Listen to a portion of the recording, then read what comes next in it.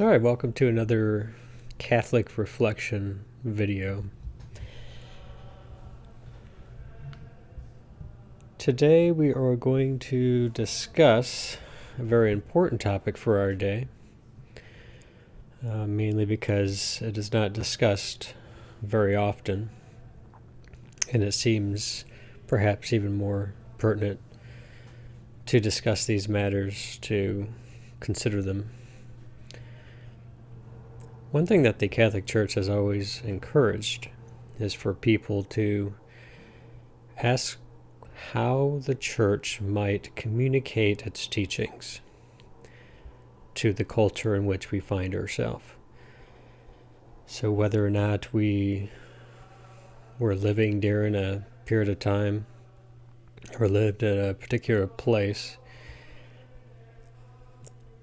how could one best explain exactly what Catholic teaching is on a particular subject? As it regards human sexuality, our culture has a lot of questions about what the Catholic Church might think about these subjects.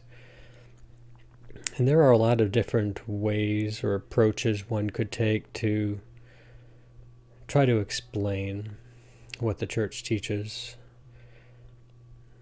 And I think perhaps one of the best ways is simply to read and go over what the Catechism of the Catholic Church says. Now, a few things before we get started. Number one, I am using the Christian tag for this particular stream because I want people to know that we will be discussing uniquely Christian doctrine. So those who might not be interested in that particular subject or may find themselves easily offended and who easily internalize just basic discussions as if they are personal attacks, this video is not for you. You can come back when you're ready. I have also removed the family-friendly tag because we will be discussing a topic of a more mature nature. When it comes to human sexuality, our culture, for example, overly sexualizes things, and children are exposed to this over-sexualization at too young of an age. So they have their innocence stolen from them very early, and are often abused or traumatized by such exposures. And it is more fitting for them to slowly learn these things over time as their bodies change, and so they can understand things within a good, healthy, natural context. In addition, we will be covering this topic in a more academic manner. The question that we are asking is, what is the Catholic teaching on homosexual acts? This is an explanation to that question. So I will demonstrate what is the Catholic teaching on this particular subject. It is not meant to be communicated in any offensive manner, nor is it intended to be taken as a targeted harassment towards any particular individual, nor is it to be interpreted as a form of discrimination against any particular group of people. But rather, we're just exploring, what does the Catholic Church teach about this particular subject? And that is the answer that I will be giving. Keep in mind that Catholics are not going out of their way to speak on this subject in a manner for others to interpret it as some form of oppression, but rather the Catholic Church simply finds itself time and time again in various places, various cultures throughout the last 2,000 years, where it is good for it to explain itself to others, to non-Catholics, and to explain it in a way that, well, you may not ultimately end up agreeing with what the Catholic Church teaches on the subject. You are at least informed on what that teaching actually is. It should be encouraged for people to ask these types of questions. When it comes to morality, when it comes to understanding human nature, it is important that we do not allow ourselves to be censored or to close ourselves off from having meaningful dialogue about things that are so integral to the human experience. It should also be noted that the Catholic Church firmly teaches against any kind of malicious or unjust behavior towards other people, anybody at all. Nor are people to harass, intimidate, bully, or ostracize others for any reason whatsoever. That is not the purpose of this discussion tonight. And if you're only watching this because you want to gather ammunition with which you can use to attack other people, then this video is not for you. As I said tonight, I will be reading from the Catechism. But a few things I wanted to qualify from the very beginning. There's a few distinctions that I think should be made when we discuss this particular kind of topic from a Catholic perspective. So the Catholic Church, in addition to saying that nobody should be harassed or bullied or attacked, but rather we are to love people, which is to will their good. That may not be what a person may think is good for themselves, but rather what is objectively good for us, what is truly good. And that is where the Catholic feels compelled by no other motive than love, than no other motive than to express what one truly thinks is good for society or for an individual person. And so what that said is even if you disagree with the conclusion of this video, you can at least understand that it comes from a motive that is good-natured, that is thoughtful, and truly is an expression of concern and love for other human beings who are, after all, created in the image and likeness of God, and we would want nothing more than for individuals to experience and to know God. And so, with that said, we're going to turn to our reading this evening. Once again, I'm going to be reading from the Catechism of the Catholic Church. Mostly we're going to be going through the references 2351 through 2359. Now, basically 2357 and 2359, 2357 through 2359 is specifically talking about the question of homosexuality, but we're going to take one step back prior to that section because it talks about other offenses against chastity that I think if we were to see what the Catechism has to say about those particular subjects, we can glean some principles from what the Catholic Church teaches on those subjects and how that comes to relate to our particular question this evening. Because most of the time it is like I can explain this from my own personal ponderings on this question. It isn't as if I woke up one day and left my house and was mistreated by a certain individual with certain characteristics and therefore concluded that I am going to be mean and malicious towards everybody who might have that particular characteristic. Not at all. Not at all. Nobody should do that. That's prejudice. That's too often has been deeply rooted in some of us in various forms, and that's evil. So, if you're struggling with that, Godspeed in taking care of that, because it does hurt other people. But rather, when we consider morality, right, when we ask the question, is it morally permissible for us to engage in a particular activity, there's a few things to consider.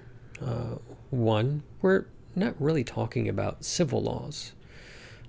Civil laws may or may not incentivize or de-incentivize particular behaviors within society. But that's not what we're talking about. When we talk about morality, we're really asking the question of what we ought to do or what we ought not to do. Is it good to refrain from certain behaviors? Is it good to engage in other behaviors? Because after all, I think ultimately we all want to avoid those things that are not good, and we want to practice those things that are authentically good. We certainly want to love other people. We certainly want to engage in justice and temperance and courage and all the virtues, for instance.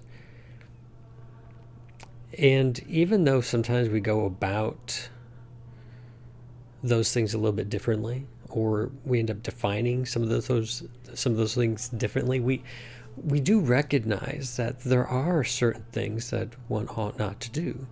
For example, there are some people who might think that I ought not to make this kind of video, that I ought not to explain what the Catholic Church teaches on this subject, that I ought not take any position differently than their own.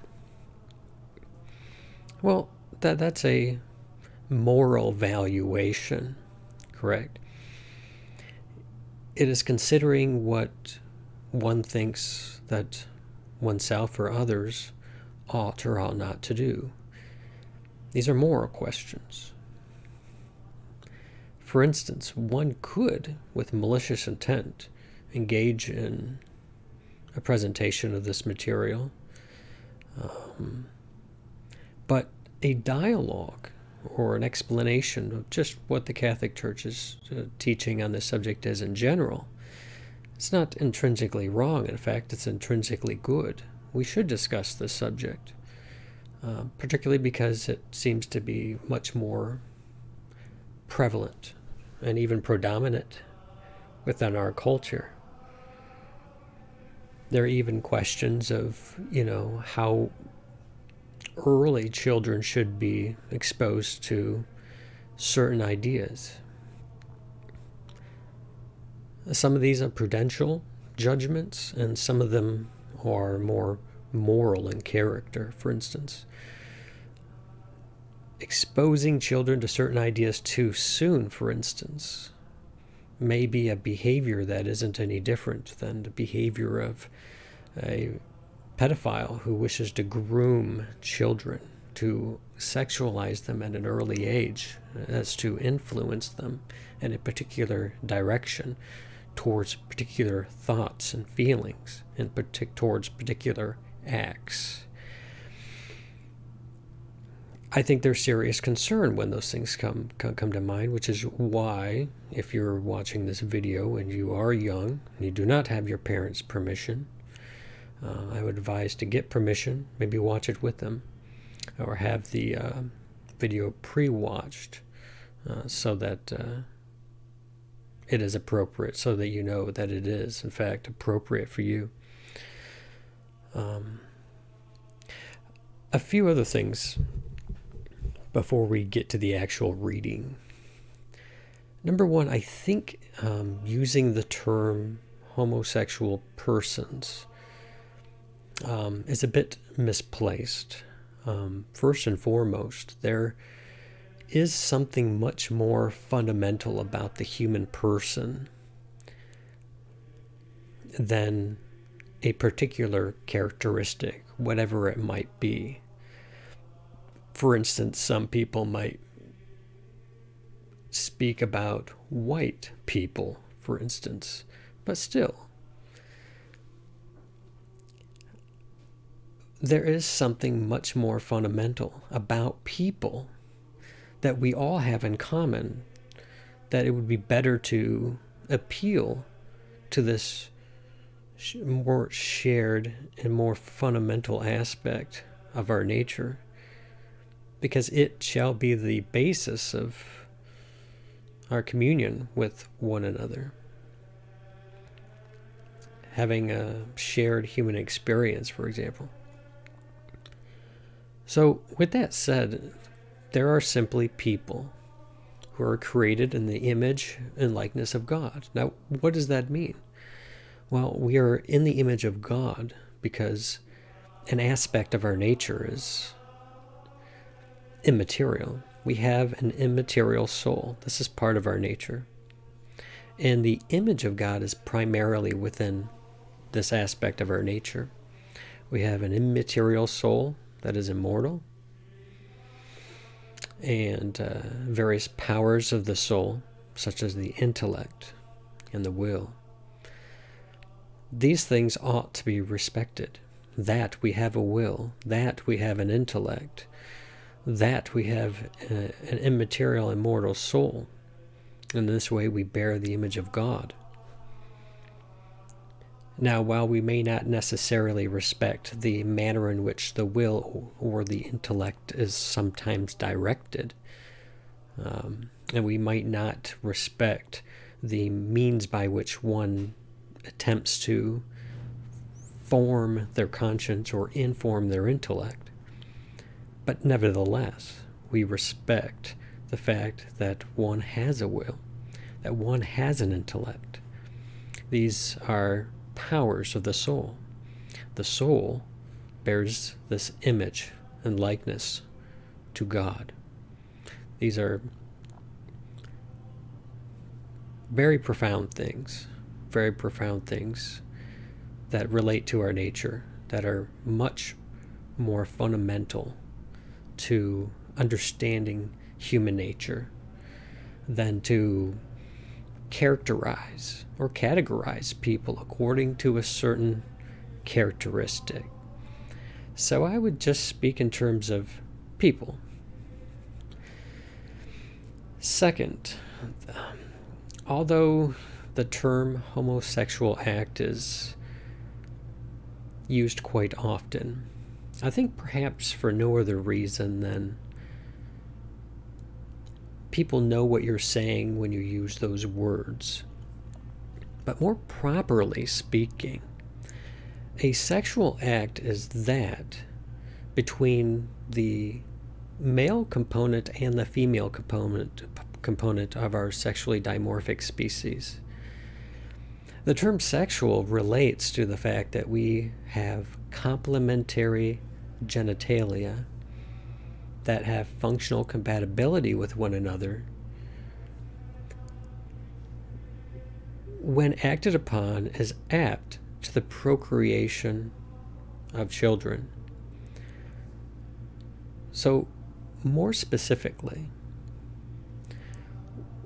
because the homosexual act does not fit this definition, I will personally not speak of it as a sexual act, simply because it involves a sexual organ. Does not mean that the act is sexual by definition, right? Rather, we could speak of these things as genital acts. One way in which, in Catholic theology, we can see this play out is in the fact that the Catholic Church teaches that contraceptive means, any form of contraception, is an intrinsic evil because it hinders the procreative principle of the conjugal act.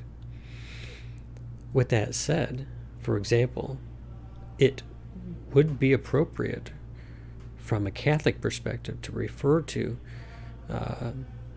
even a sexual encounter between a husband and a wife that where they are contracepting, not as a sexual act in the true and the proper sense, but as mutual masturbation. Consider that.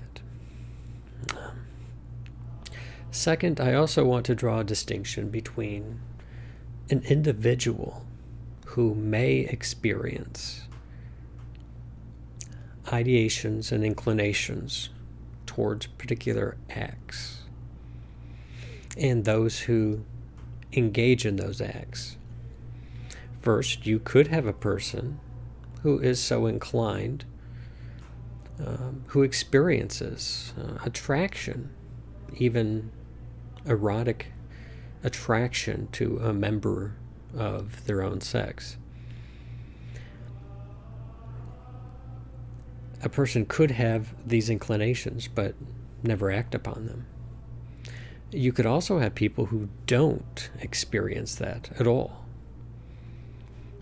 but nevertheless do in fact act out the same behavior. Okay, so there are distinctions here to be drawn. Additionally, and this video makes no attempt to explain the source of these inclinations or ideations, simply being that every individual might be different in terms of how these things are formed. These are basic questions of nature and nurture. Sometimes, even when we have lots of evidence that somebody has nurtured these kinds of inclinations, they've entertained the ideations, they've explored the inclinations over a period of time, they may have had a lot of early childhood experiences. Maybe many of their early orgasms were within the context of same-sex relations, for instance. And arguments for, in the case of some people who may have daddy issues or mommy issues, may not understand just how profound of a psychological impact that can have upon a person. Even early experimentation, for instance, can create incredible bonding experiences where the memories of those acts are imprinted very strongly and reinforced by powerful neurotransmitters. Some people may have experienced over-sexualization as children, and before they had the opportunity to naturally go through certain stages, such as what occurs with puberty. They were overly sexualized prior to that moment, before their urges were actually directed towards the opposite sex, and may have developed attractions to the prepubescent, more perhaps effeminate looking males. Maybe an individual was actually molested, and this can create either an attraction or aversion to the experiences which they had.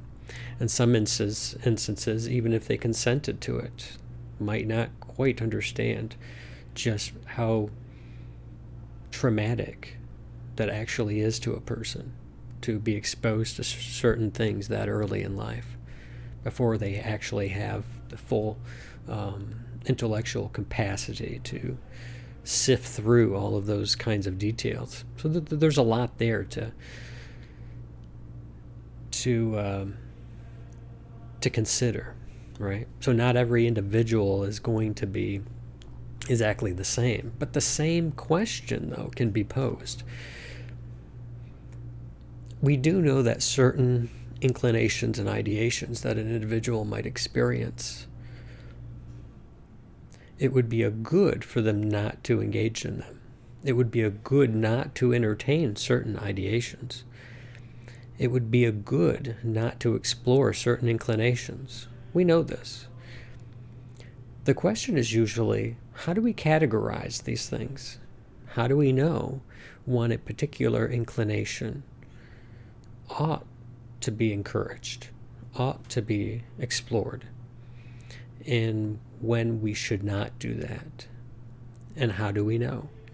So, in terms of the conscience being formed in this regard, we are now going to turn to the Catechism of the Catholic Church to explore certain questions of sexual immorality. So we're going to start with 2351, where where it defines certain things. So first it defines lust. Lust is disordered desire for or inordinate enjoyment of sexual pleasure. All right. So, in other words, there is such a thing as a properly ordered desire for sexual pleasure, and an ordinate enjoyment of sexual pleasure. But this desire can become disordered, and this enjoyment can become inordinate. It continues, sexual pleasure is morally disordered when sought for itself, isolated from its procreative and unitive purposes. All right. Next, we're going to move to what the Catechism states concerning masturbation. By masturbation is to be understood the deliberate stimulation of the genital organs in order to derive sexual pleasure. Both the magisterium of the Church, in the course of its constant tradition, and the moral sense of the faithful have been in no doubt and have firmly maintained that masturbation is an intrinsically and gravely disordered action. Now, if you remember back on the definition of lust, it's talking about the seeking of sexual pleasure that's isolated from the procreative act. That would be apart from genital complementarity within the context of marriage, which is, according to the Catholic Church, by definition, between a man and a woman, this particular act. So it should not be a surprise then that when the Catechism talks about masturbation, that it's going to refer to it as disordered because it is a seeking of pleasure apart from a procreative act. In fact, masturbation is usually just a pleasuring of oneself, where in the marital embrace it is a mutual self-giving. It's a giving of oneself to another. And so masturbation would be a kind of turning in on oneself, for instance. The Catechism continues, the deliberate use of the sexual faculty, for whatever reason, outside of marriage is essentially contrary to its purpose. All right. The purpose of marriage in the Code of Canon Law is for the procreation and for the raising of children. Now, an interesting point at this juncture is, and I find it interesting that Pope Francis recently, so there actually is a St. Francis of Assisi. I misspoke, but Pope Francis recently made a comment about people who, while married, intend not to have children. Instead, they have pets to kind of serve that particular role within their life. And he rightfully offered a Catholic critique of that kind of arrangement, because marriage is for children.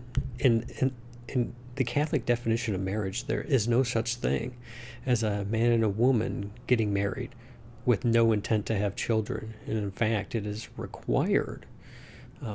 If, like, for instance, if you actually went to a well-informed priest and asked for marriage, right? Because there's a process in the Catholic Church for two people to become married.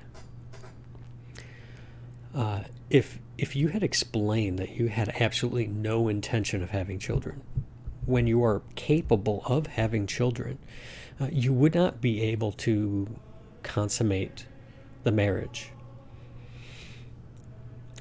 Another aspect of this is the fact, according to the Code of Canon Law, even if you said "I do" at the altar, but you actually didn't engage in an act that's apt to the procreation of children, then that particular marriage is said to be merely ratified, but not yet consummated.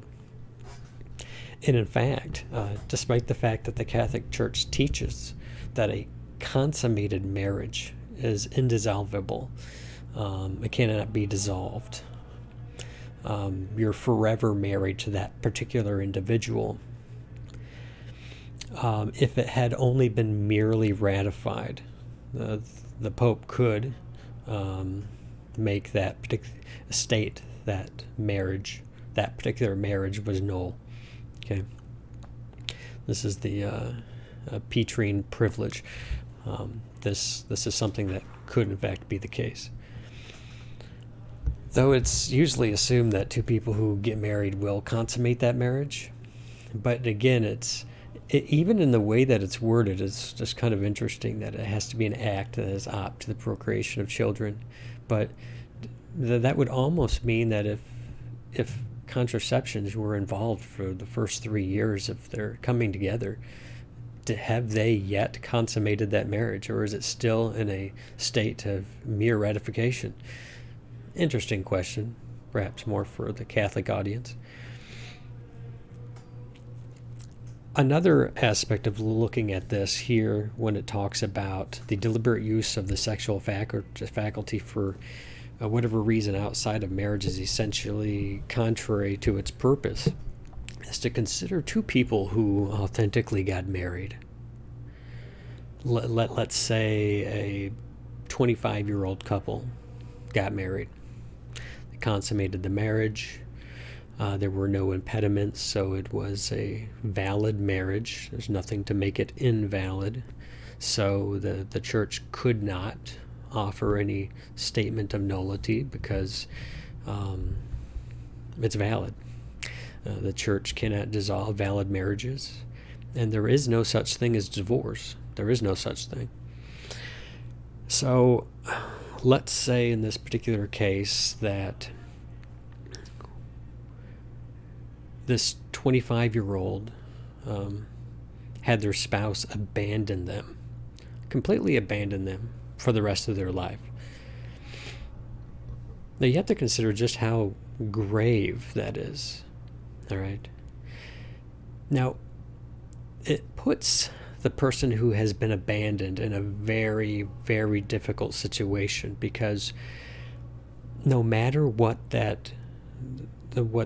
spouse that abandoned them, what they do in their life, as long as they are still alive, the spouse that was abandoned could not enter into a marriage. And so there is no morally permissible means by which for them to experience sexual satisfaction, for instance. None. And this could persist their entire life if they outlive the spouse that abandoned them.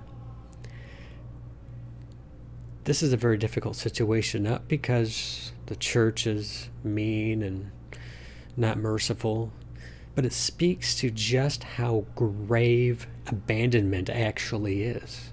That's how destructive, how evil abandonment of one's spouse actually is.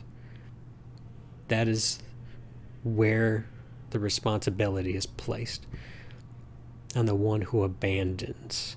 You have caused that pain. It has also created a kind of situation where if people who grew up Catholic, for example, if they were not properly informed on these things, and let's say with our particular case they were abandoned, this 25-year-old was abandoned, and they entered into a quote-unquote civil marriage and had children and engaged in the conjugal act, they have placed themselves in an adulterous relationship. And now it's involving children who were conceived outside of an actual sacramental marriage. And now they find themselves in a situation where the only way for them in having their conscience properly formed after this fact, they must cease engaging in this act with this other person in whom they have a quote-unquote civil marriage in order to avoid grave matter, to avoid deliberately and by full use of the will and full knowledge that they would be engaging in a mortal sin. And inasmuch as they continue in this behavior, they can bring great harm to themselves by presenting them, by coming forward during communion. It is very difficult when people are more catechized by the culture and they end up finding themselves in these very difficult situations, especially perhaps if they were the one who abandoned their spouse early on and they didn't wait, and you want to go back, you want to rectify your sin, and they're not available for you. It's very painful, and there's a lot of really bad circumstances out there that have their unique challenges. So I think what's important to recognize then is, okay, this is a challenge in our culture where so-called divorce is something that is very popular, not in a good sense, but more by notoriety. It's more well known of a practice than it ought to be.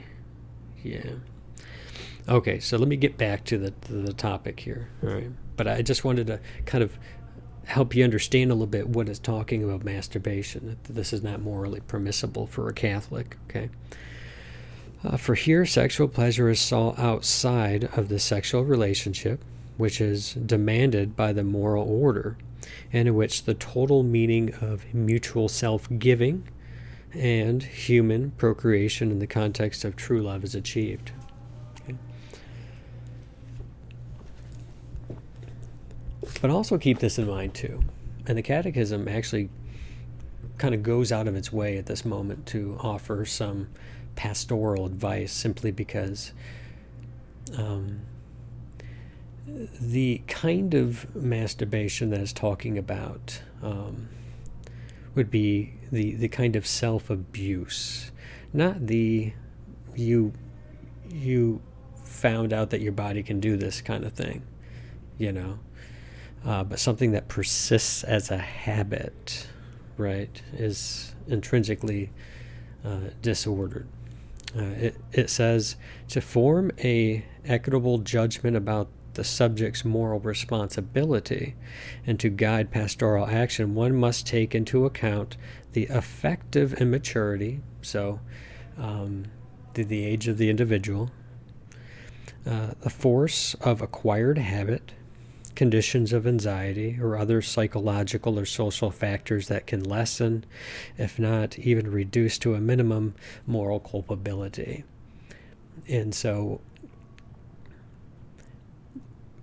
when it comes to any particular act, particularly of this nature, of masturbation, it's not in a vacuum. There are certain factors. There are a lot of people who are sexually addicted, for example, and there are people who habitually masturbate. I've read sometimes as much as 20 times a day, even to the point of like self-harm, right? The point of the matter is the force of habit of this particular act, because as it says, it's seeking sexual pleasure outside of the self-giving, the mutual self-giving, and the human procreative context of the conjugal act, right? All right, we're going to move on to the next section here. Fornication is carnal union between an unmarried man and an unmarried woman. It is gravely contrary to the dignity of persons and of human sexuality, which is naturally ordered to the good of spouses and the generation and education of children.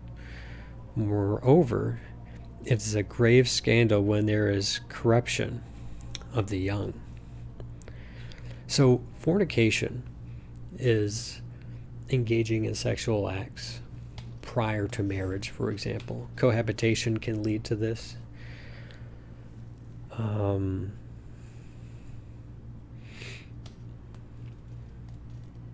Saving oneself for their future spouse is a very beautiful thing.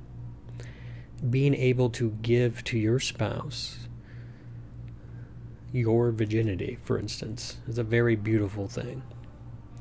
To be able to live out your married relationship with that knowledge that you waited for them, you fully gave yourself to them and to no other person, is something that you will not regret. But I assure you, if you had given of yourself so many times prior to this individual, it's not as... you can't have the same kind of special feeling about that. You know what I mean? Yeah, because you gave of yourself in this special kind of way, bonding yourself in so many different to so many different people in this special kind of way. It's it kind of cheapens it a little bit. You know what I mean? And not just a little bit, but it does harm. It certainly does harm. All right, so I would definitely encourage that, even if you've messed up in the past in this regard, it is a good thing to, begin right now a new life of chastity before you get into marriage. All right, the next one says that pornography consists in removing real or simulated sexual acts from the intimacy of the partners in order to display them deliberately to third parties. It offends against chastity because it perverts the conjugal act, the intimate giving of spouses to each other. It does grave injury to the dignity of its participants, the actors, vendors, and the public, since each one becomes an object of base pleasure and illicit profit for others. It immerses all who are involved in the illusion of a fantasy world. It is a grave offense. Civil authorities should prevent the production and distribution of pornographic materials. So you can see in each of these examples there's these various principles. The one that is a thread in all of them is, what is marriage? And by definition, according to Catholic teaching, a marriage is between a man and a woman.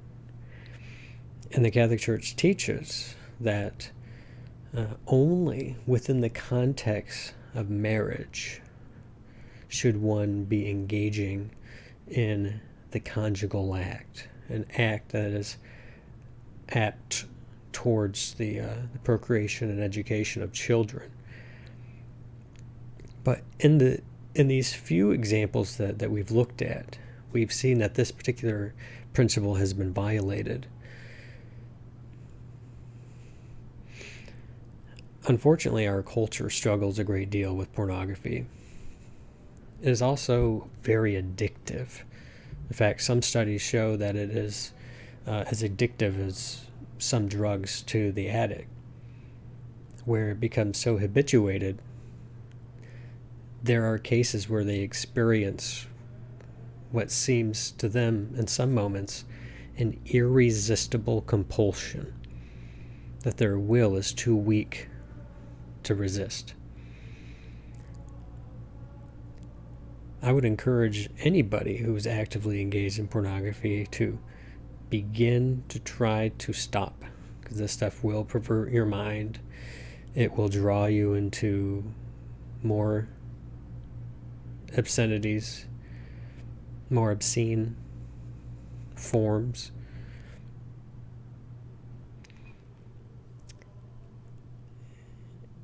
And in general, it is a good principle not to be mastered by anything.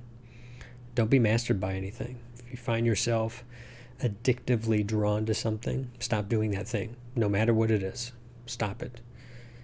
Engage in self-mastery. This is a virtue. Now, I don't care what it is. It could be drinking. It could be pornography.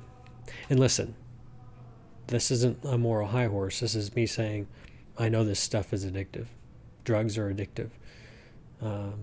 You can read people's stories of how they almost died or they've ruined their lives for stuff like this.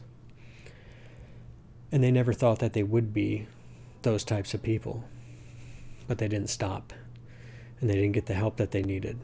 What I'm saying is that we need to take things that are highly addictive seriously. And we should encourage self-mastery. Especially, when it comes to masturbation, for example. Same thing. I encourage self-mastery. All right? You want your will to be free. But if your will is driven by compulsion and you felt that you couldn't not engage in a particular act, how free do you find yourself to be? So as a virtue, seek self-mastery, seek sexual purity. I assure you that you will find happiness and holiness, not in pleasure seeking, not in hedonism, but in holiness. The next section says that prostitution does injury to the dignity of the person who engages in it, reducing the person to an instrument of sexual pleasure. The one who pays sins gravely against himself. He violates the chastity to which his baptism pledged him and defiles his body, the temple of the Holy Spirit. Prostitution is a social scourge. It usually involves women, but also men, children, and adolescents. And some people who engage in pornography, who participate in it and in the creation of it, and in prostitution, some of them are being human trafficked. Right? They are subject to human trafficking. They're engaging in those acts because they fear that they must. You don't know who they are. Prostitution is a social scourge. All right, the later two cases involve the added sin of scandal when it involves children and adolescents. While it is always gravely sinful to engage in prostitution, the imputability of the offense can be accentuated by destitution, blackmail, or social pressure. And that's what I'm talking about in terms of that it's even worse in those cases.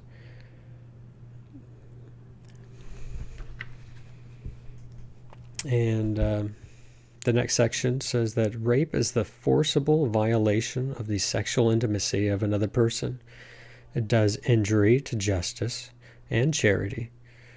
Rape deeply wounds the respect, freedom, and physical and moral integrity to which every person has a right.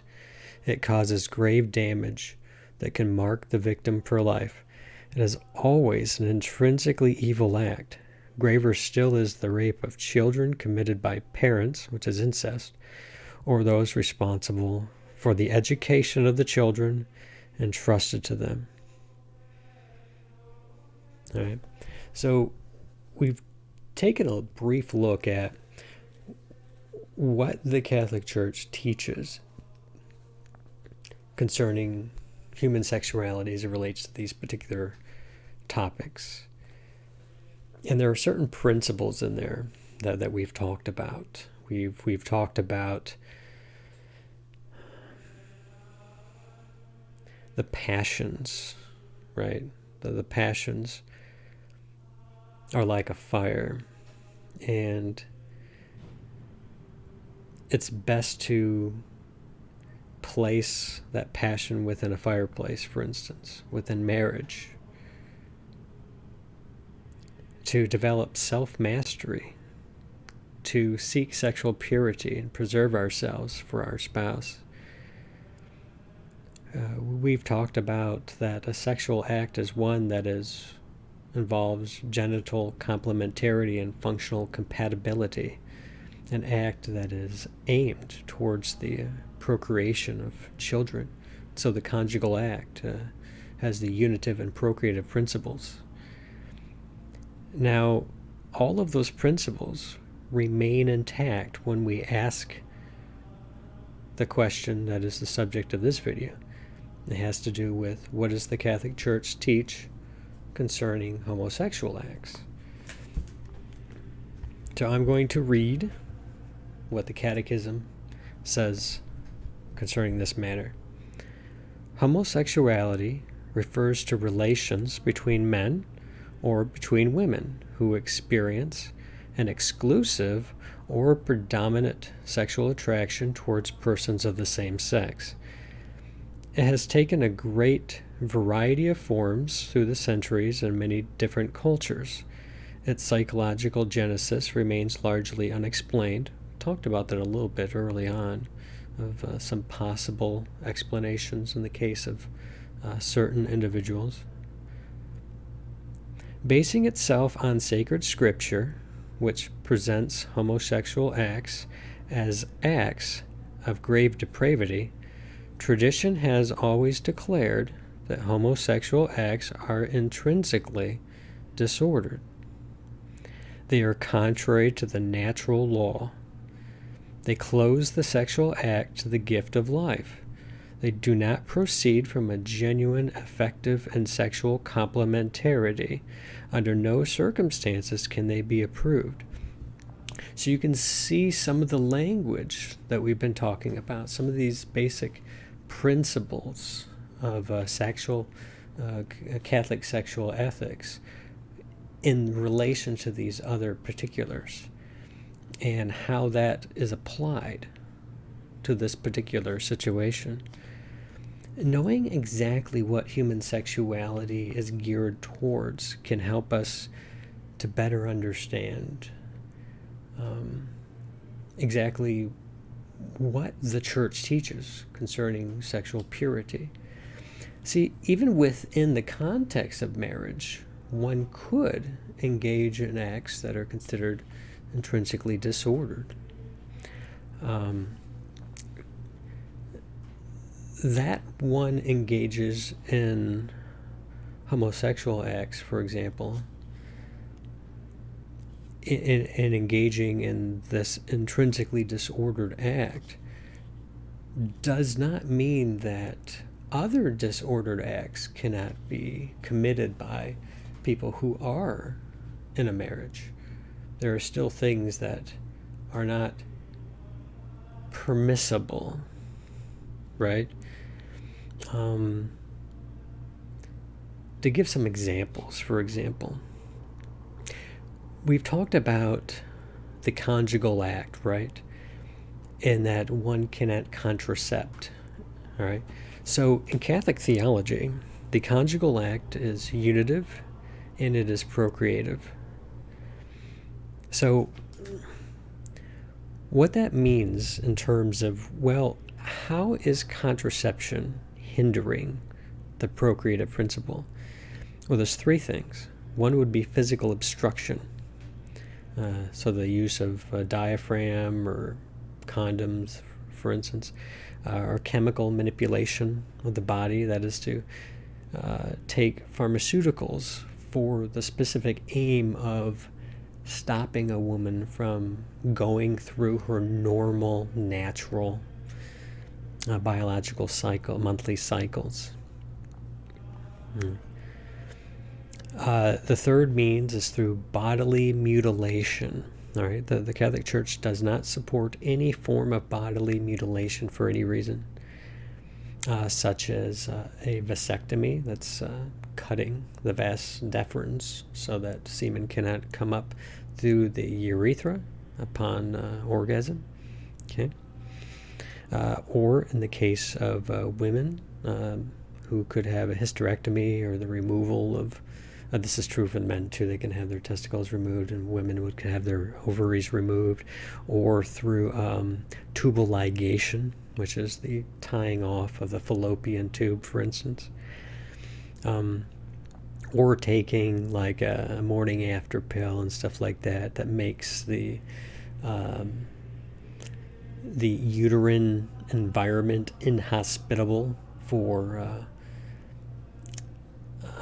embryonic implantation, for instance. This is also something that's intrinsically wrong. Any kind of unnatural interference with normal biological processes when they get going. That this is why that the church, for instance, teaches against abortion, for example, is for that same reason. The natural biological processes are not to be hindered. All right, this is something that ends up occurring if the embryo is not is hindered, for example, artificially hindered from attaching itself to the uterine wall, or a chemical that could harm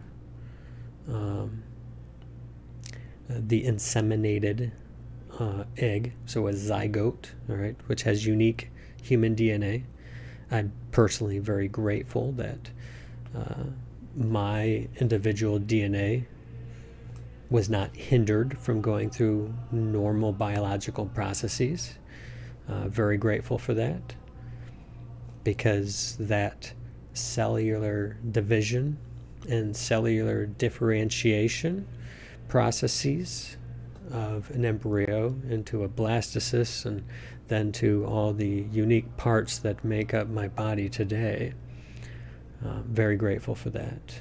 And interestingly enough, the Catholic Church is very pro-life when it comes to allowing people to continue to live. This is also one of the principles involved in questions concerning the death penalty, for example. Given our particular stage in life, our resources, things like that, as a prudential judgment, the Catholic Church at the present time, as a prudential matter, has said that we are to refrain from engaging in the death penalty. Not that the death penalty is intrinsically evil. That's a totally different question. There are other principles involved, but we're looking at just this one principle at the moment. So, but that's a whole nother video. That's a whole nother video. How those principles relate and so on and so forth. All right. Get back to this. I'm reading the Catechism again. Quote, The number of men and women who have deep-seated homosexual tendencies is not negligible. This inclination, which is objectively disordered, constitutes for most of them a trial. It is a trial for them. They must be accepted with respect, compassion, and sensitivity. That's what we're talking about early in the video. If a person has this disordered inclination because it's not directed towards the procreation of children, which is something that's intrinsic to the act itself. We talked about lust earlier being a disordered desire for an inordinate enjoyment of sexual pleasure. That sexual pleasure is morally disordered when sought for itself, isolated from its procreative and unitive purposes. So it is unfortunately a lustful, disordered inclination. Now, as we also looked at before, people are not always responsible for the inclinations they experience in life. We talked about that a little bit early on, what could be possible reasons for experiencing certain ideations and inclinations. When we consider human nature, we're not always morally culpable for having certain thoughts and feelings. That doesn't mean that we don't recognize that, okay, I am not morally culpable for what I'm experiencing right now, but what I'm experiencing is something I don't want to experience because it's not rooted in natural law. It's not rooted in divine law. And it's something I want to avoid, right? It's not something I want. These aren't inclinations I want to entertain. These aren't ideations I want to entertain. These aren't inclinations I want to explore. And I recognize them as not being properly ordered towards the conjugal act within the context of marriage. It is being directed elsewhere. And so when one recognizes this, they don't in that moment become morally culpable for it. Those feelings are there. But one does become morally culpable on how they respond to those inclinations and ideations, which is altogether different, a different question, like we talked about early on in the video, right? Every single person who does experience these things, sometimes it, like I said, is by no fault of their own. Maybe some things they did in their youth had encouraged those things, and that strengthened those inclinations and ideations, and we would be morally culpable for those acts that have reinforced those things, so that they might be stronger for us now than they may have otherwise would have been if we had never engaged in those things. Because, unfortunately, passions don't go away by engaging in them. It intensifies them. It encourages them. But anybody who does experience those things, whether they were encouraged by them at one time or not, they need to be respected as people who have been created in the image and likeness of God, who is engaging or is experiencing a unique struggle. We need to have compassion and care for people who are in very difficult situations morally, and have a sensitivity to them. Be very sensitive. I continue by reading Every sign of unjust discrimination in their regard should be avoided. Do you hear that? No, these people who experience these inclinations and ideations should not be discriminated against. Like I said in the beginning, there are certain things that are much more fundamental to the human person than certain descriptors, right? Or certain characteristics. These people are called to fulfill God's will in their lives, and if they are Christian, to unite to the sacrifice of the Lord's cross the difficulties they may encounter from their condition. Okay? And kind of going back to what I said at the beginning of the video about homosexual persons, the Catechism actually uses that language, but I explained a little bit why I would move away from that kind of language. But here it says, homosexual persons are called to chastity by the virtues of self-mastery that teach them inner freedom, at times by the support of disinterested friendship, by prayer and sacramental grace, they can and should gradually and resolutely approach Christian perfection. What I find to be helpful with the Catholic explanation of sexual ethics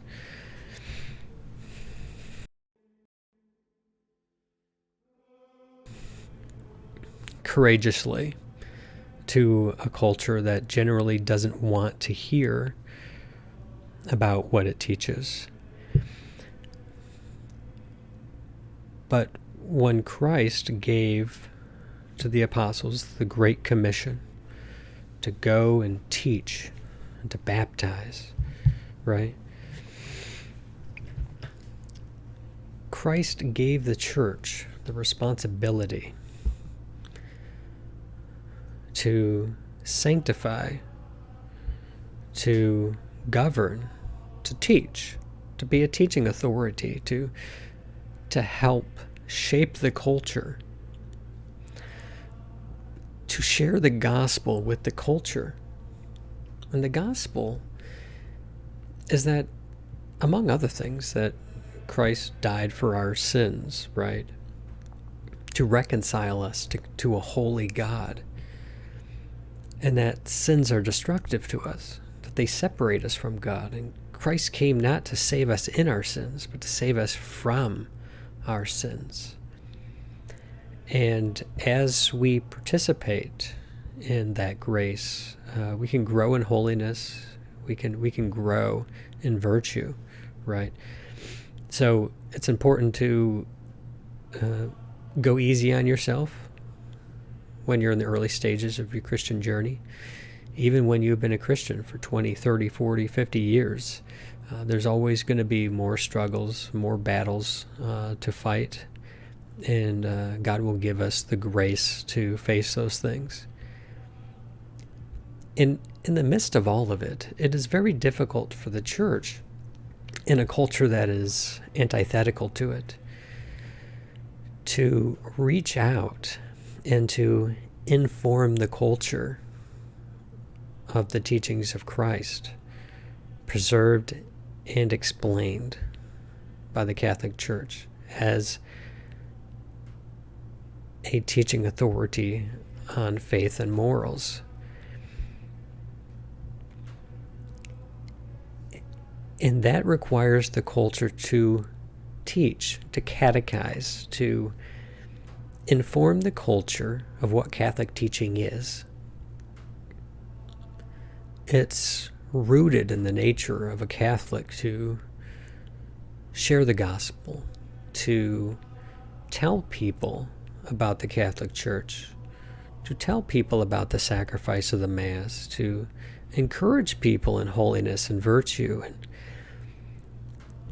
Because grace cannot begin to heal us until we truly have recognized our distancing that we have engaged in apart from God, and what sin has really done to us, just what the nature of sin is, how it has wounded our nature, how it actually wounds other people.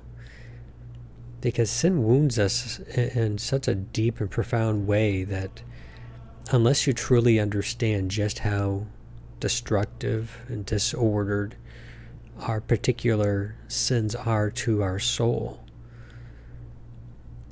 we will not be as open and receptive to the healing and transforming power of the Holy Spirit to come in and shape and mold our lives in holiness, to encourage us in righteousness and to do what is right. I began this video talking about how we all have this desire to do what is right and to avoid what is not right. We want to pursue the good, and we want to avoid what isn't good. So with that said, one of the roles of the Catholic Church is to catechize us, to help us, to encourage us, to help us understand the nature of sin and what it does to us, and why certain things are sin, because we have a culture who encourages all kinds of sins. All right?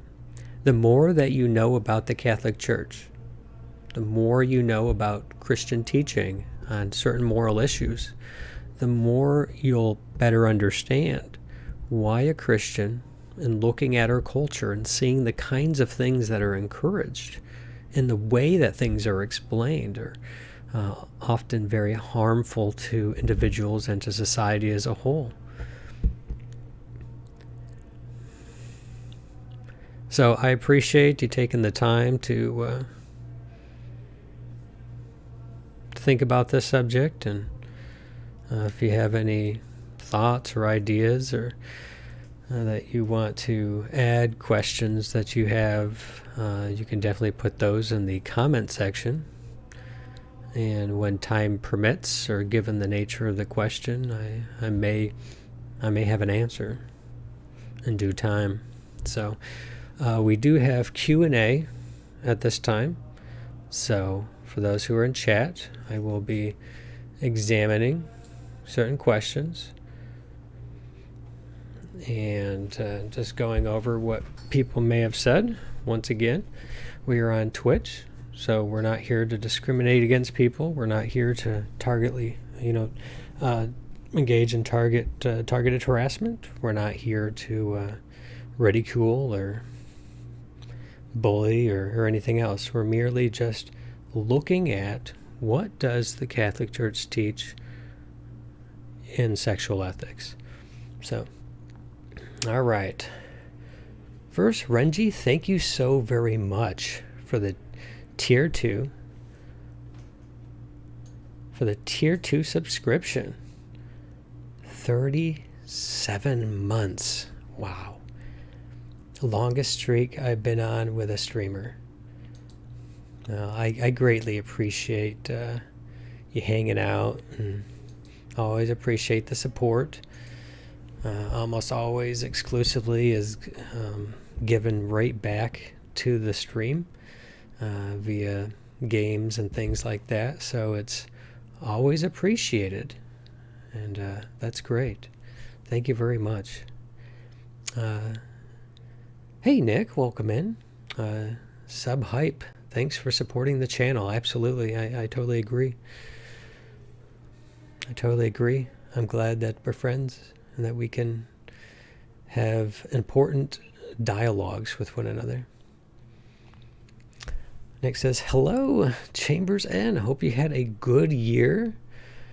A year-end and holidays. Good to see you again. Absolutely I did. Everything was great for the kids. They were it was very fun. And in fact, for those who don't know, there's actually the Christmas season begins at Christmas. And so we don't take the Christmas tree and everything down on the day after Christmas in the Catholic liturgical calendar. Christmas begins on Christmas Day, and we celebrate Christmas, right? The advent of our Lord. And up until, I think up until the Epiphany. I could be wrong. Yeah.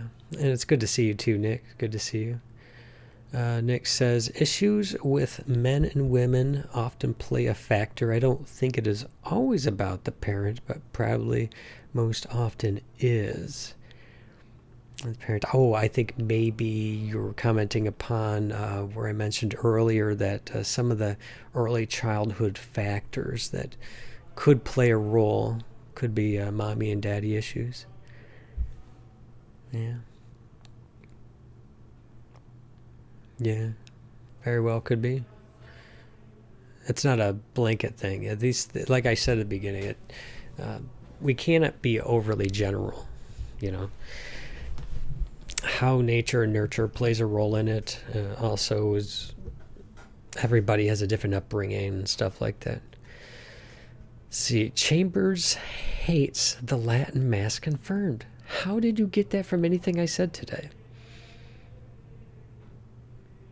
How has anything I've said today have anything to do with the Latin Mass? Maybe you can elaborate on that for me. That's interesting there. Yeah. Nick continues. Exception: consecrated virginity in ancient times, like Mary and Joseph. Yes, that's one thing I didn't touch upon, is that we're not all called to the married life. Some people are called to the religious life or to consecrated virginity. People who take a vow of chastity, poverty, and obedience. Anybody who's a monk or a nun, or if you're in the Latin rite, it would also involve priests and bishops and whatnot. Let's see here.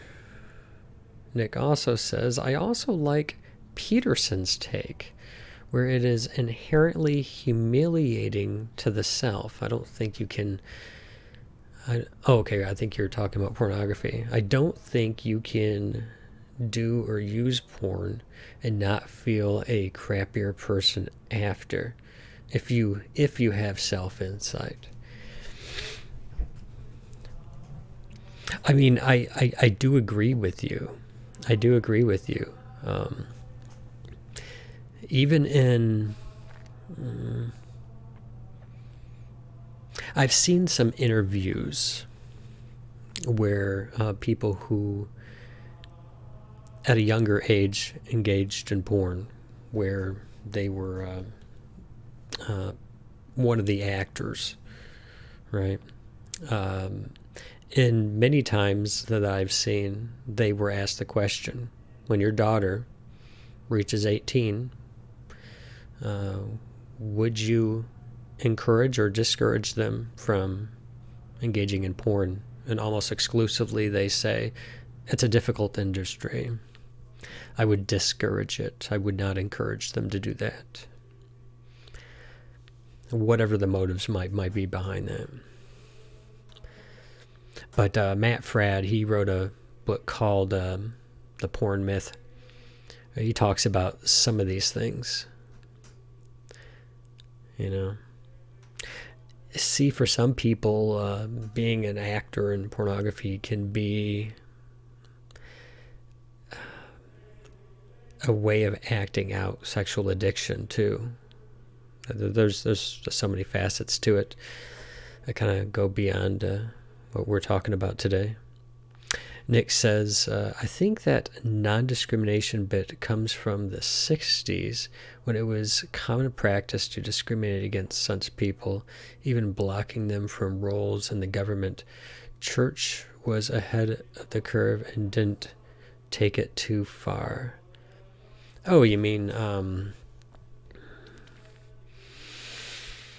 practice to discriminate. Now, the thing is, the term discriminate nowadays seems to have more of a negative connotation in its more popular use. But really, to discriminate simply just means to make a distinction. Yeah.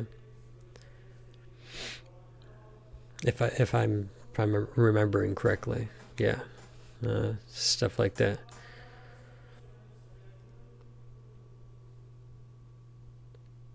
Hey Tusk, do I have Super Mario Brothers 3 for the NES? I do. I have a Super Mario Brothers 3.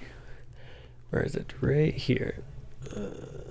Right there. It's a yellow. You'll see this small little yellow block right here. The top one is Super Mario Brothers 3, and I have the yellow label Metroid right underneath it. So, but I also have an EverDrive. So I can play all the NES games. Yeah, like that. So thanks for your question. First time viewer, welcome in. Always appreciate questions for sure. All right, we have a negative boy of the question. It doesn't look like you're in chat anymore, but I'll still answer your question. Negative boy says, sometimes I have gay thoughts and I don't know what to do about those feelings. Any advice you can share? Well, as I mentioned before, earlier in the video, if somebody experiences homosexual ideations or inclinations, and you have no real desire to entertain those things, right? If you don't want to entertain that,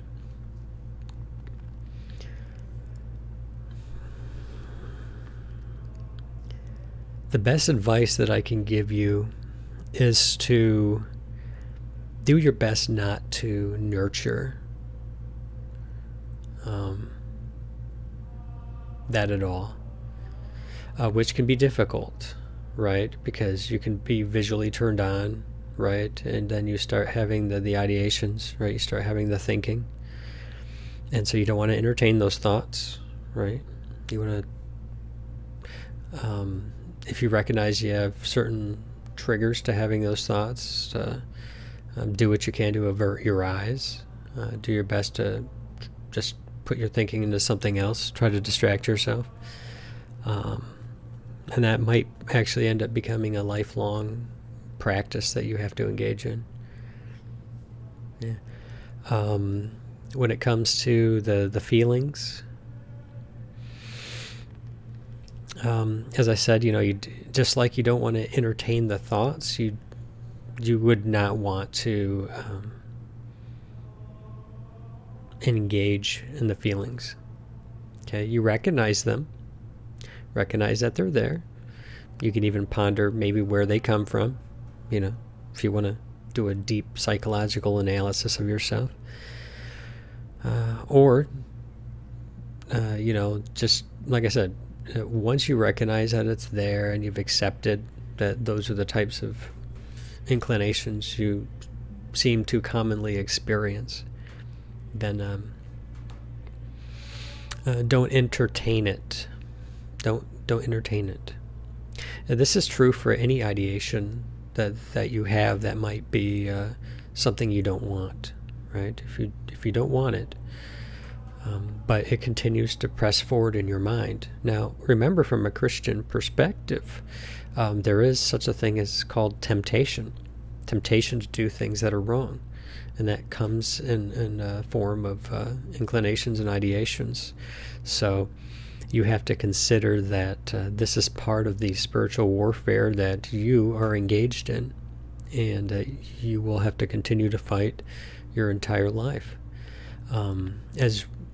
As we went through in the video, those things are disordered. Those passions are meant for marriage. And I definitely would recommend learning more about Catholic theology, or just Christian theology in general, although I think Catholic theology does a much better job of being much more specific in these kinds of questions. because the Catholic Church has a teaching against contraception, has a teaching against abortion, has a teaching against things that may not even be mentioned by other denominations and things like that, like divorce and remarriage. That's not a thing in the Catholic Church. The Catholic Church teaches against, as I listed, lust. Now, another way of looking at this is when Jesus teaches on the Sermon of the Mount. Right? He teaches that even if you look at another person lustfully, that you commit adultery with them in your heart, right? Even if you look upon them in that way. Like I mentioned earlier in the video, we live in a highly sexualized culture. So we have been overly sexualized, unfortunately. Everything's been sexualized. You know, like when you see a commercial of a woman eating a sandwich and they sexualize it. You know, it's like, come on, Carl's Jr. I'm not going to buy this sandwich just because she's wiping the barbecue sauce from her lip, you know, and it's like, come on. That's not inherently sexual. No. I mean, basically, it's just a person who is eating a sandwich who is engaging in flirtatious behavior. That's all that is. And that stuff has, you know, its place, time and place, you know. So that stuff comes and goes. But yeah, we live in a culture that's just hypersexual, and it's unfortunate that even pornography it's affordable, it's accessible, and anonymous. So, and now that we have cell phones, you literally have an entire porn library of any category you want on any site that you can find for free, right there at your fingertips, just a few clicks away at all times. For that, I don't have a regular cell phone. Worst case scenario, if I had one, a smartphone, and my kids got into it and started using it to look at stuff, I'd be very upset with myself. So I have a dumb phone. It's like a phone, so like a smartphone, but it doesn't connect to the internet. Doesn't have a browser app and no way of putting an app on it. It's very good. I don't play games on it, or you can't put game apps on it. So I don't allow myself to be controlled by media. So yeah, the dumb phone is a good choice for sure, and especially if you have boundary issues and strong compulsions for bad stuff. So yeah, Tusk, I understand what you're saying. We all experience different desires. It's what we do with them, right? It's how we understand them that kind of makes what Catholic teaching is distinguished from other perspectives on those types of questions. Nick says, so just so you know, guys, I will be happy to address your comments and questions when he has finished his presentation. He is probably wrapping up now. I might be. I might be. Yeah.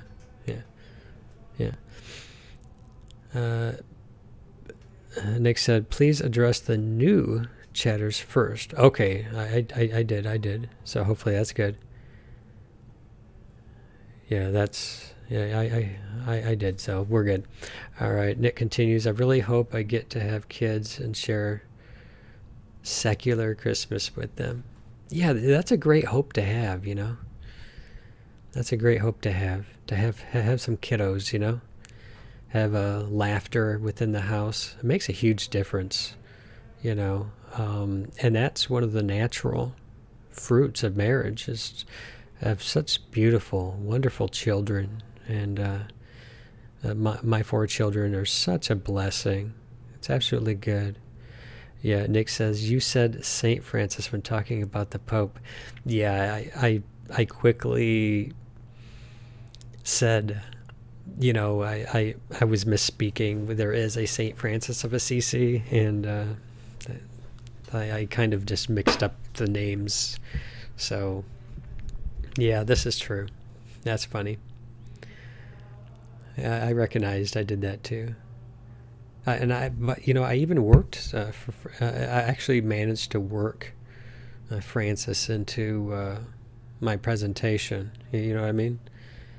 He actually made that comment about having dogs as your kid, kind of playing that role within your relationship with your spouse.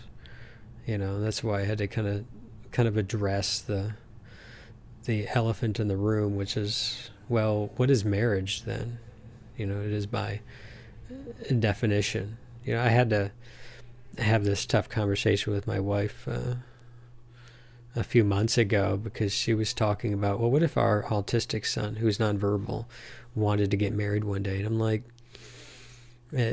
she wanted this where there were just two people living in a house and not doing things, and not consummating the marriage, and this and that. And I said, you're trying to redefine what marriage is so that you can have this conception in your mind of what you think would make our autistic son happy, that he'd be living with somebody someday, and not having children. But like, how are you going to stop that from happening? It's not like they can't figure it out if they're interested at all. But I'm like, there needs to be consummation, because marriage is by definition for the creation and education of children.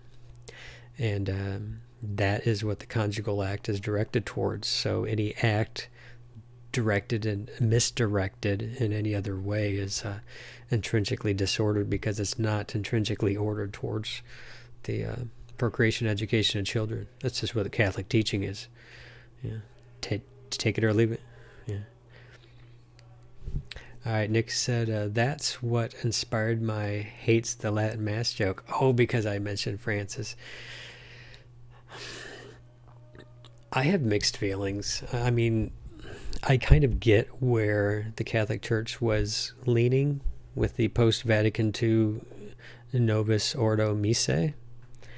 But I think they changed too much too quick. I think they shifted the emphasis in certain respects, and no doubt had a kind of ecumenical leaning towards Protestantism when they did that. But that's not going to do any good.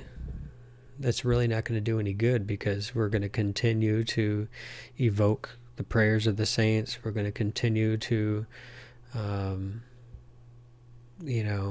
pray to Mary and speak of the sacrifice of the Mass and the transfiguration. Transubstantiation. The bread and wine into the body, blood, and soul and divinity of our blessed Lord Jesus Christ. Yeah. Rage says, yeah, unfortunately. Don't know the context. Maybe it was because we were talking about the accessibility of pornography, maybe, and talking about why we might want to have dumb phones so kids can't get exposed by age 8 and age 10. Like, no thank you. No thank you. That's not a good thing. It's really not good having those exposures so early on. I think it really does put ideas in our mind that we're not yet ready to seriously think about at our age. We should be thinking about what kind of cereal you want for breakfast, or just common stuff. Not thinking about and considering those things. I'm a huge advocate for not really. See, I don't think that the solution to our children's exposure to an over-sexualized culture is to just flow with it and use it to teach our kids this, that, and everything else.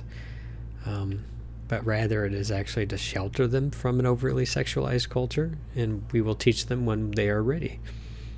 When their bodies start to change, we'll explain to them why their bodies are changing. Give them some preparation before, hey, your body's going to be changing. Here are some reasons why. Stuff like that, It's all part of that sexual dimorphism of our species. And the propagation of our species. That this is just part of that process. And so talking to children prior to puberty about anything of a sexual nature, I think, is just inherently perverse and indifferent, not any different than the acts of a predator who grooms children.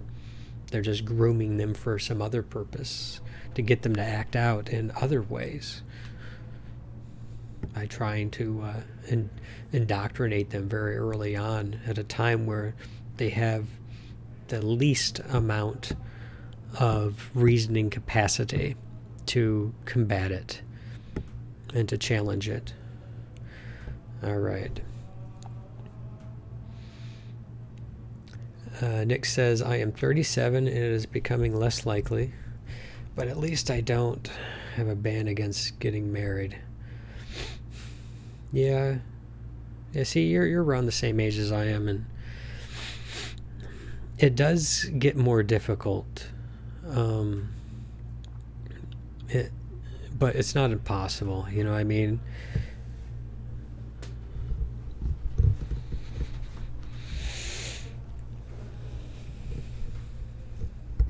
But good job in hanging in there and not despairing, Yeah.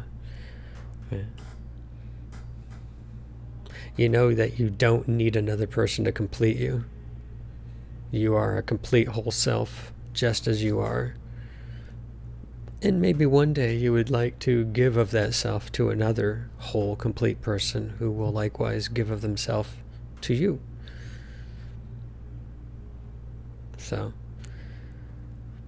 yeah, he made those comments about treating animals like replacements for kids years ago, the first time. Oh, did he say that? Okay. Well, I thought it was a more recent thing.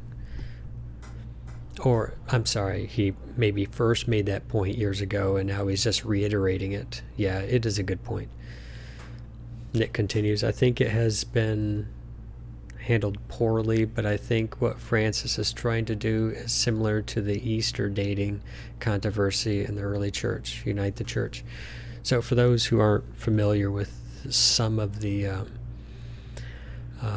dating of Easter controversy in the church, is that some of the Asiatic bishops were following an apostolic tradition from the Apostle John concerning the dating of Easter in relation to the 15th of Nisan, I believe it is, as opposed to following the Roman calendar and placing it on an actual Sunday.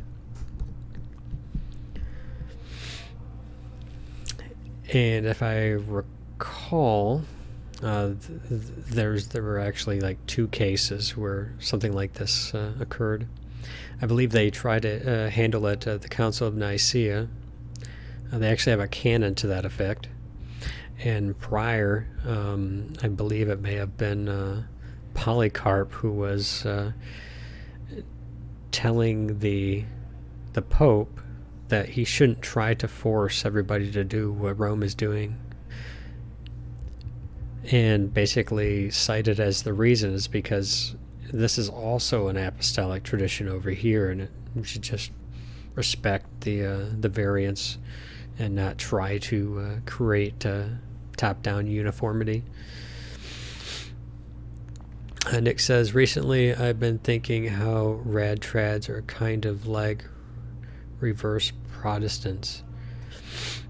Yeah, as much as I understand what has kind of driven some those who are more traditionally minded to more radical opinions, such as sedevacantism, or we've talked before about Taylor Marshall's article years ago about sede suppressionists. But I think it's that that radical hyper traditionalism that is really the target of Pope Francis's motu proprio. I really think that the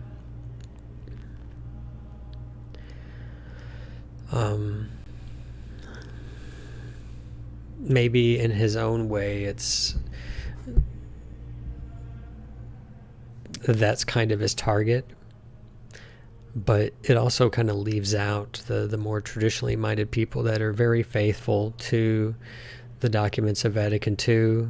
I mean, even Lefebvre signed the documents of Vatican II, despite the fact that he kind of began to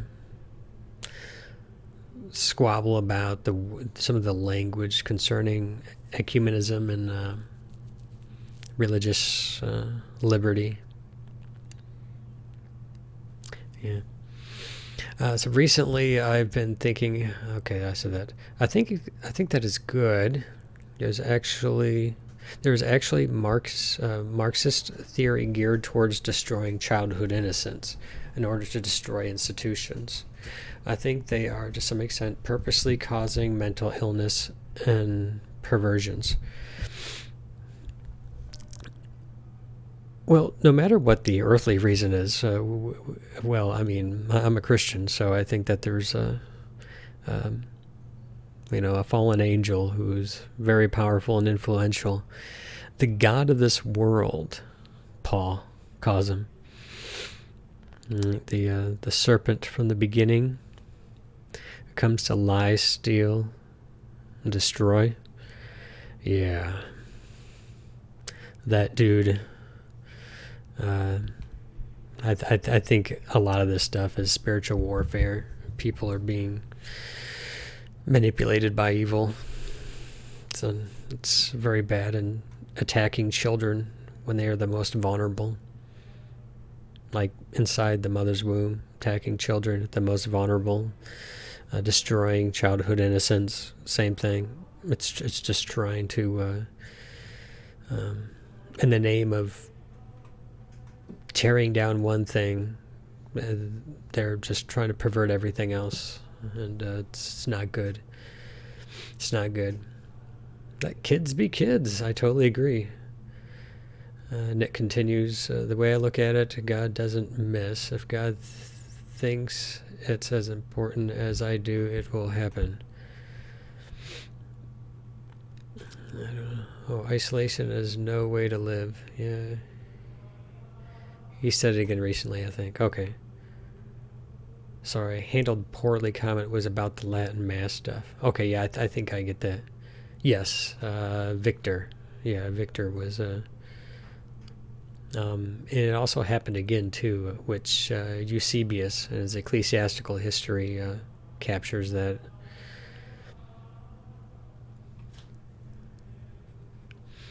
The other thing is dating it according to the Jewish reckoning made them dependent on post-Christ Jews, since they determined interpolary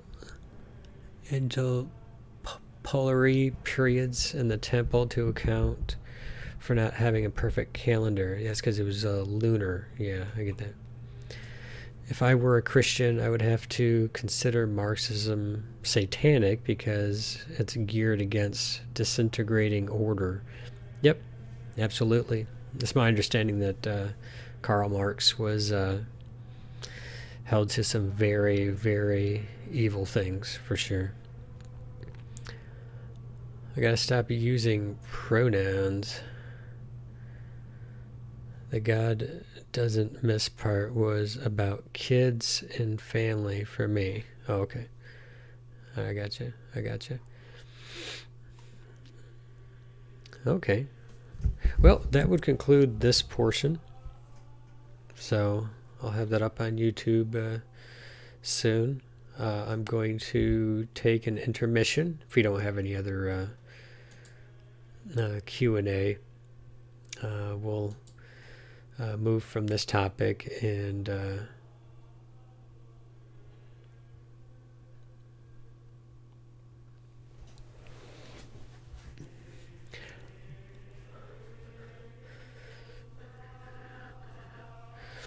Really, I'm really pleased to see you talking about the reasons behind this. Well, I like to talk about the reasons behind things.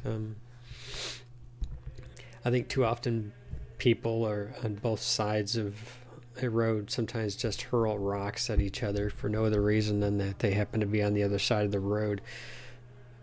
It's better to actually have a conversation. Like, even if you end up still disagreeing with the conclusion, at least you understand how the person progressed to that conclusion. You know what I mean? Like, it's not that a Catholic has decided that, hey, I'm just going to be contrary to you and just attack you or something like that and oppress you. And it's like, no, it's their actual sexual ethics that underlie all of this stuff. And if you really understand just how the church defines marriage and understands the conjugal act and how nature is naturally, in its normative biological outcomes, has a certain teleos to it, right? A kind of direction towards which it moves. And we should encourage that and try not to hinder that.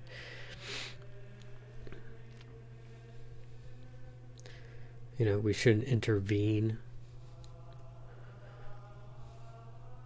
I think one of the worst historical examples of intervention and is, gosh, the big one that comes to mind would be the actual Holocaust, like genocide and cleansing of gene pools and things like that. We have to repair nature. We have sinned against nature, so they say. We need to accelerate what nature does on its own.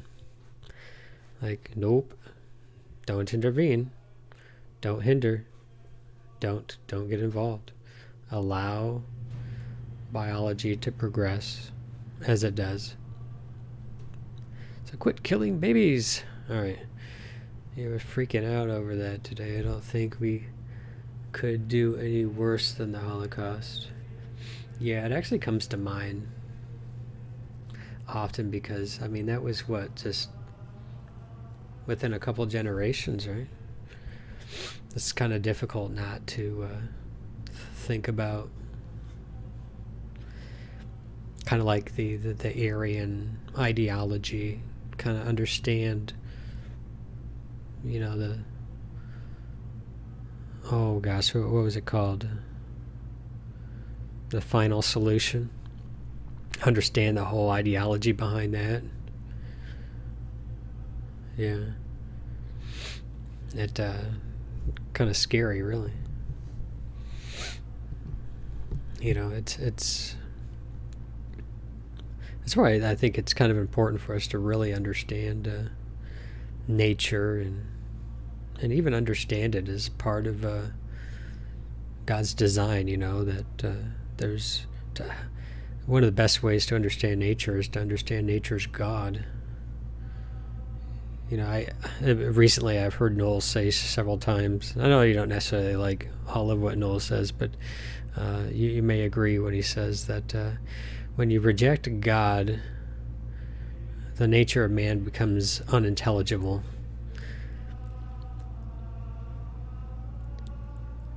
And I think that, along with that, all human conflict is ultimately theological. A very, very true statements.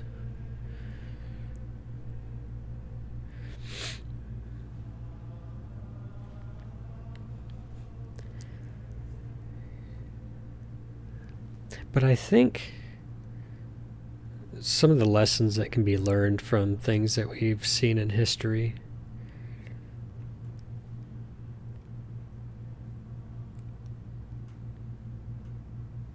should help us to see what happens when you don't pursue virtue.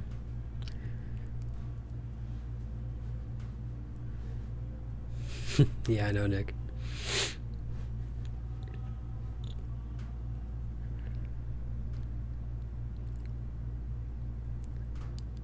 People don't seem to be learning. Well,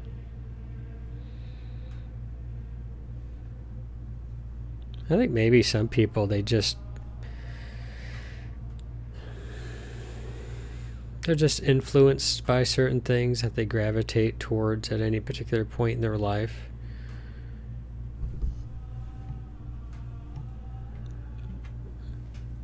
Perhaps not being as critical of those things as they should be, so they just end up parroting instead of really pondering. I literally spoke to a guy I've known for years that claims to be a Catholic, say genocide is based. Based? What's that mean?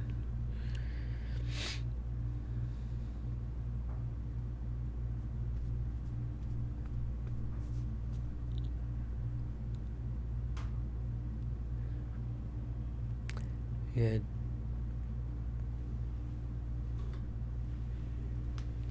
Well, if you remember, I don't know if you were here a few nights ago or a week ago. I don't recall. Somebody had all these difficult questions about the Old Testament and based as slang for rad, trad, and awesome. Basically, a genocide is awesome. Not in and of itself. It's not a good thing. Like even in the Old Testament, when the Jews entered the Promised Land and stuff, it was a passing of judgment upon just how incredibly idolatrous and sexually immoral the people living there were. Not to mention the fact that God knew that genocide would be coming to the Jews if they didn't preemptively strike in that kind of culture. And I was trying to explain it. That's a totally different culture. Land passed hands not because they made purchases.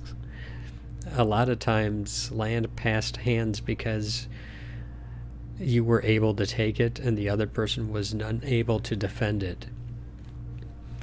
That's just totally different concept for us today, who generally don't look at things that way. But anyways, yeah, parroting tribal slogans rather than teaching each other why we can know something is true. Yeah, there we go. He was trying to make a joke out of it. When I called him on it, it was clear he was trying to defend it. He was trying to defend it. That's a weird thing to say.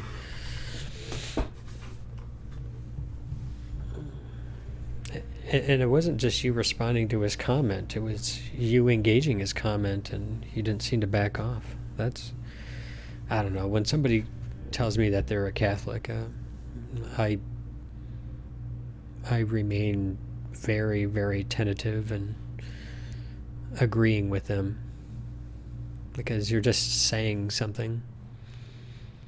Catholic is not that you can say that you are. But if you are actively practicing to try to make it perfect, right? That's altogether different. That's what shows me that what you say is true. Yeah, and those genocides in the Bible are more driving people out. Yeah, there's that too. They could have left. They sometimes even mention that the people have been genocided a couple chapters later.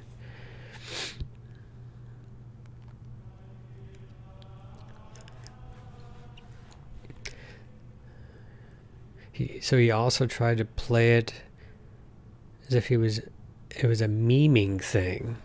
But I got the wrong vibes behind what he was claiming. Yeah.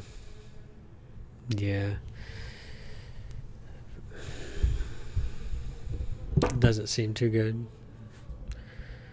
on the surface of things, on the face of it. At first glance. Even then. He was talking about shocking people out of their beliefs, but it was clear he was trying to defend it. Shocking people out of their beliefs. Shocking people. I'm trying to think of shocking people as a means of evangelism. Um, you know, perhaps it has worked for some people. Like, let's say throughout your whole life, you've always been told that a baby is just a clump of cells or something, and then you actually see a 17-week abortion or something, and you literally start seeing arms and crap come out, and you're just horrified at what you're seeing for the first time. And yeah, I can see the shock factor in that. I mean, that's not usually the approach I take, but um, so you were basically explained to him, if he is telling me he will lie to try to manipulate beliefs, I can't trust anything he said. Yeah, I think that approach is about off. This is shocking them with the truth, not shocking them with lies, propaganda, and nonsense. So they become so weakened they will accept what you want them to. Yeah, that's. Mm. Don't see where they're going with it. I think they have been misled. Uh, they've been greatly misguided in this regard. That doesn't sound good. Sounds like he's getting some bad direction from somebody who's influential in their life.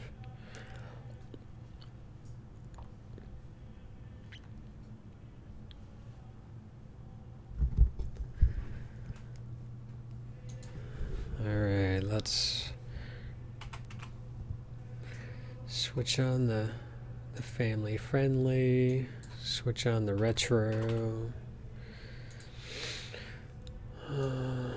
Give me a second.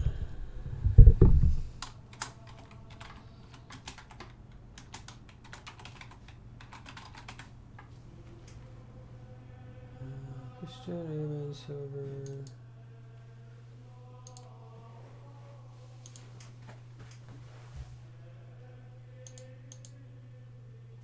Whoa! Zoom out there.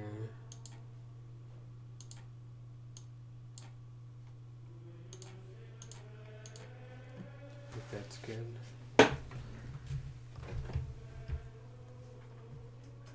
Close up on my eyeball.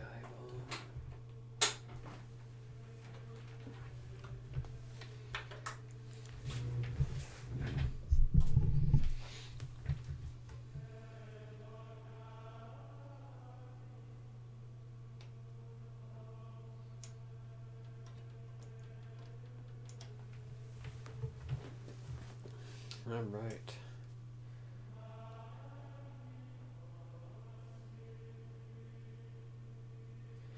It wasn't tribal. Yeah. Well, I'm glad you enjoyed the conversation. It's yeah, because I genuinely care.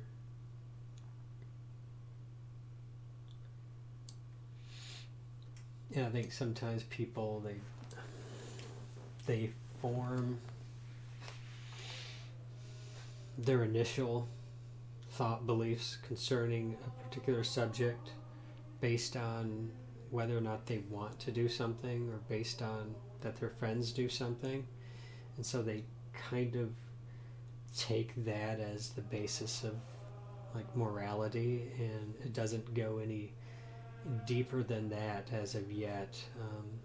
Their thinking is, I think, still in an adolescent phase. It hasn't like reshaped and matured over time with for some that they have. I've seen people go to great depths. Sorry, great depths to try to explain their respective view. I can respect their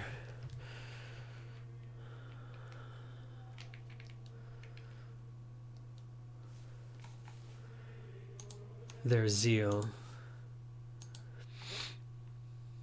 But there's always more to it, isn't there? There's always more to it.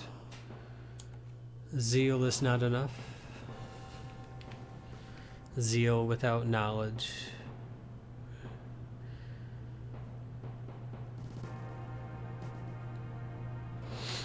And then there's that too.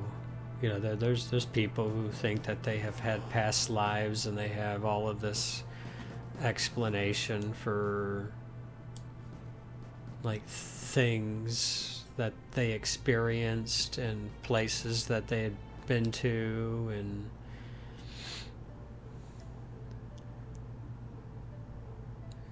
it's I saw a video the other day that it was based in the belief of aliens, but it was New Age. Like, you used this emptying mind techniques, and then you did these prayer-like things, and it was a completely New Age brainwashing, but it was to ready yourself to receive messages from aliens. Well, that's exactly what they do in the New Age, to receive messages from demons. Mainly to learn that, hey, you're God too. Hey, oh my goodness. I did not know that I was God. That's right. It's all panentheistic. Congratulations, people. You may have had an interest in aliens at the beginning of this, but now you've completely have made yourself subject to the influence of demons in a very explicit way. Yeah. I like what the amazing Randy pointed out about past lives. They always seem to be important people.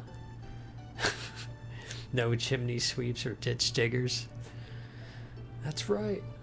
I was just an average person. I was a 10-year-old who died during the bubonic plague. Like, yeah, that's... Yeah, it almost seems like there's a kind of mental illness, kind of wishful thinking going on, Yeah, opening doors. I think governments like the CIA have been investigating how to use that. How to use what? Oh, the mind emptying techniques to make people more receptive, to make them more receptive. What's the word? Susceptible. Receptible.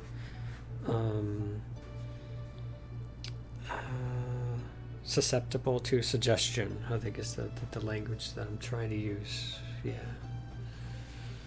susceptible to suggestion. That can happen. Yeah, the opening doors to aliens, spirits, demons, all that stuff. Yeah, it's all the same kind of stuff. That's why a few weeks ago, I did that video going over my letter to the Bishop of Colorado Springs, talking about the so-called ministry of Franny Rose. I noticed that she published a book 2 months ago, and it had another preface by the Bishop Emeritus. I'm not going to waste my time with it. I'm not going to read every book she writes, and I'm not going to write a response to. I can't chase after everything. If the previous bishop didn't want to have anything to do to try to help that kind of stuff, I can't be on this campaign for helping bishops to understand the basics of the Catholic faith. I just can't do it, and I can't think about it all the time either. It's so unhealthy. It's wolves in sheep's clothing, and the thing is that people already recognize it. You don't need my help. I don't know, I just think there are so many rabbit holes that a person could go down, and I don't really want to do that. I really want to focus on just my own personal prayer life and things like that. So sometimes I talk to Christians that claim Jesus told them something that I know is false, like Jesus didn't want a church, and I'm like, yeah, that's not God telling you that. Yeah, I agree, Nick.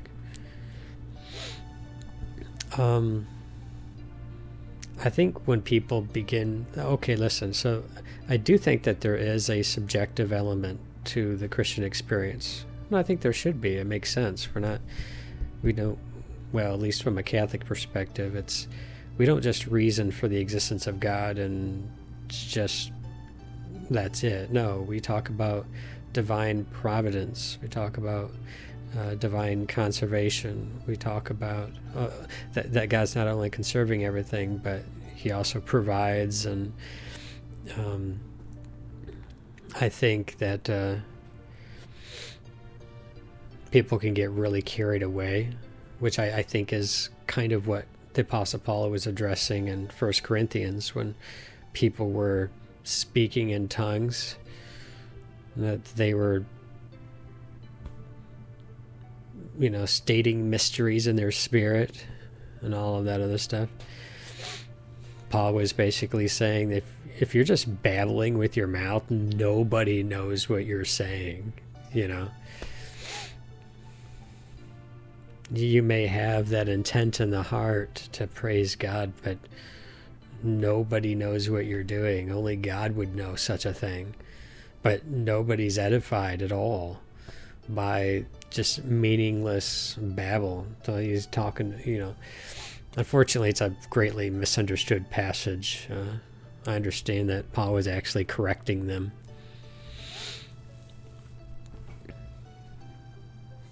And was not presenting any view of tongues that's different than just a kind of reverse of the Tower of Babel, where the Holy Spirit helps people with bridging language gaps and stuff like that. But anyways, yeah.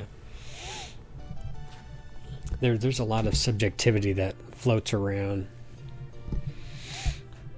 And that was actually one of my arguments when this whole Franny Rose thing had started up in Colorado Springs. As I said, you're trying to get people to throw out all the dogmas of the church, empty your mind of all of this stuff,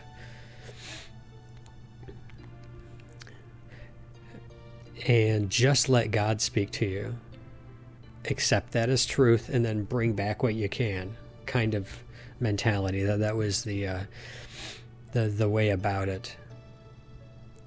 And her perspective was that the church and everything, the liturgy, this is just a program that's written by some other person, when you can put all that aside and just go to God all by yourself. And it becomes highly subjective. It doesn't have the objective guidelines which God had purposed for us. Like, I believe God established the church. I think you know where I'm going with my own thinking.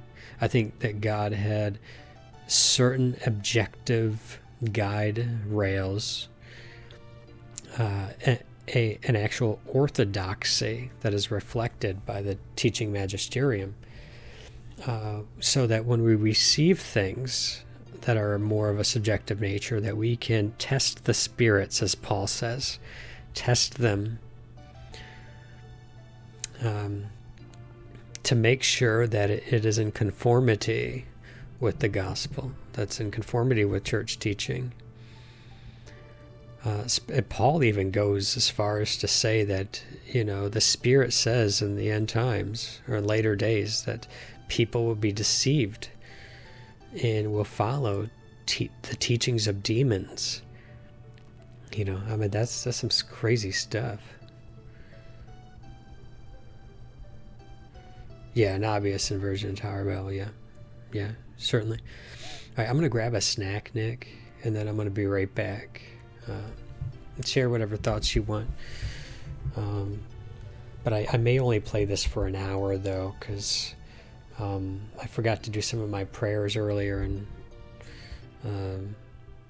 I just knew that I wanted to come down and share some of this stuff, and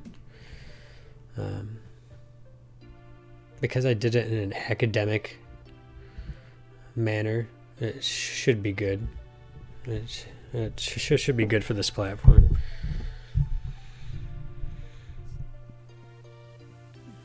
There was this but you're very awake. Yeah. Well, I don't help with that.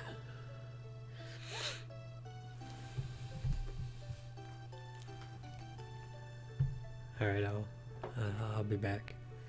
A couple minutes. We'll see.